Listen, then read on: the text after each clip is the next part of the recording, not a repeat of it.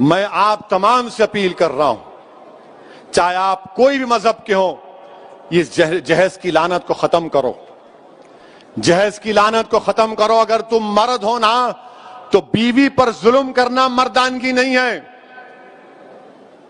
بیوی کو مارنا مردانگی نہیں ہے، بیوی سے پیسوں کا مطالبہ کرنا مردانگی نہیں ہے۔ تم مرد کہلانے کے بھی لائق نہیں ہوگا اگر تم ایسی حرکت کرو گے۔ وہ معصوم بچی پر ظلم کیا گیا، وہ تنگ آ گئی جہیز کی لعنت کی، جہیز کا مطالبے پر، اس آدمی کے مارنے اور پیٹنے پر، اور اس نے اتنا بڑا اقدام کر لیا۔ شرم آنی چاہیے ان گھر والوں کو جنہوں نے ہماری اس بیٹی کو مجبور کیا۔ میں تو اللہ سے دعا کروں گی اللہ تم کو غارت کرے، تم لوگوں کو۔ ہر باپ کی تکلیف تم نہیں سمجھ سکتے۔ اگر کوئی باپ خبر میں جاتا ہے، میں کئی ایسے لوگوں کو جانتا ہوں جو زندگی کی آخری سانسیں لیتے ہیں اور اپنا ہاتھ پکڑ کر دھیمی سی آواز میں کہتے ہیں اسد صاحب بچی کی شادی ہے، انتظام کرا دو، مرنے سے پہلے کچھ ہو جائے۔ کیا ہو رہا ہے ان لوگوں کو؟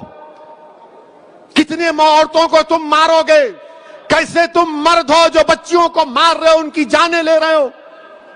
کیا تم میں انسانیت مر چکی ہے؟ اور ایسے کتنے لوگ ہیں جو اپنی بیویوں پر ظلم کرتے ہیں، تھپڑ مارتے ہیں، جہیز کا مطالبہ کرتے ہیں، حاملہ بیویوں کو ڈھکیلتے ہیں اور باہر نکل کر اپنے آپ کو بڑا فرشتہ کہلاتے ہیں۔ ارے یاد رکھو تم دنیا کو دھوکہ دے سکتے ہو مگر اللہ کو نہیں دیکھ سکتے۔ اللہ دیکھ رہا ہے، اللہ سمجھ رہا ہے، اور اللہ ضرور مظلوم کا ساتھ دے گا، اللہ مظلوم کا ساتھ دے گا۔ میں ان تمام مسلمانوں سے اپیل کر رہا ہوں، اللہ کے رسول صلی اللہ علیہ وسلم نے ارشاد فرمایا تھا کہ تم میں سب سے بہترین وہ ہے جو اپنے گھر والوں سے اچھا ہے، بہترین اخلاق اس کے ہیں جو اپنی بیویوں سے اچھا برتاؤ کرے گا۔ یاد رکھو اگر تم اپنی بیویوں کو مارو گے تو کل یہی مار کا تم کو حساب حشر کے میدان میں دینا پڑے گا۔ جو مسلمان ہیں بتاؤ میرے کو ایک مثال دو کہ ہمارے نبی، ہمارے رسول جن کے نام کے خیرات کا صدقہ ہم کھاتے ہیں، کیا انہوں نے کبھی ہماری امت کی ماؤں کو مارا؟ کہ اللہ کے رسول صلی اللہ علیہ وسلم کی مثال دو۔ تم کہتے ہو کہ میں محمد صلی اللہ علیہ وسلم کا امتی ہوں، ارے شرم سے ڈوب مرو۔ تم رسول اللہ کے امتی ہو اور اب بچی کو مارتے ہو، اس بچی سے جہیز کا مطالبہ کرتے ہو۔ ارے اسلام میں جہیز کا مطالبہ کرنا حرام ہے، حرام ہے، حرام ہے۔ تم سور کا گوشت بھی نہیں کھا رہے بلکہ تم حرام کام کر رہے ہو۔ ختم کرو یہ جہیز کو۔ کیا لے کے جاؤ گے خبر میں؟ حیدرآباد کی، دکن کی تاریخ بھری پڑی ہوئے محلات ہیں بادشاہوں کے، ان کے مقبرے پر آج پھول ڈالنے والا کوئی نہیں ہے۔ کیا لے کے جاؤ گے تم کسی بچی پر ظلم کر کے؟ کتنی دولت تم کو چاہیے؟ ظلم کرے اس بچی پر، تکلیف ہوتی ہے، شرمندگی ہوتی ہے۔ سوچو اس بات کو، ختم کرو ان برائیوں کو اپنے معاشرے سے۔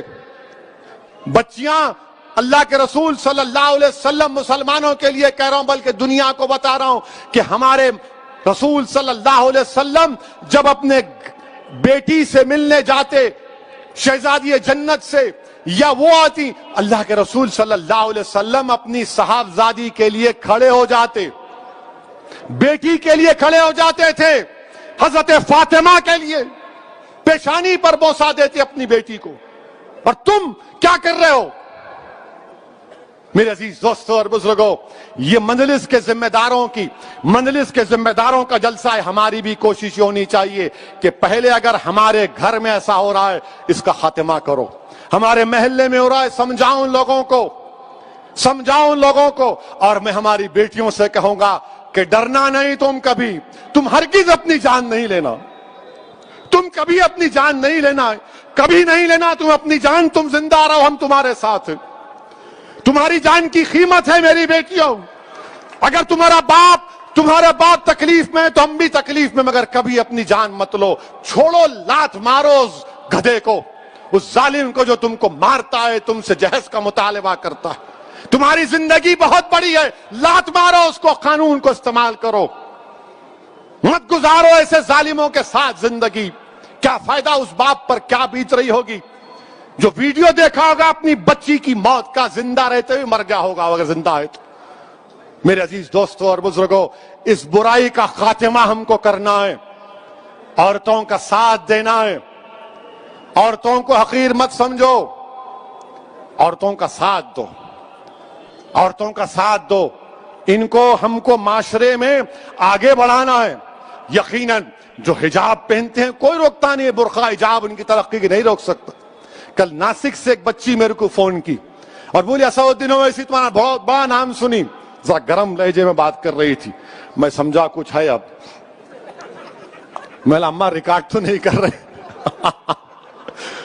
تو بولے نہیں بات کرنا ہے، میں بولو، بولے میرے کو حیدرآباد کے ایروناٹیکل یا اسکول ہے اس میں میرے کو پائلٹ کی ٹریننگ حاصل کرنا ہے، میں اس کے امتحانات پاس کر لی، میری فیس 20 لاکھ ہے، آپ کیا مدد کر سکتے؟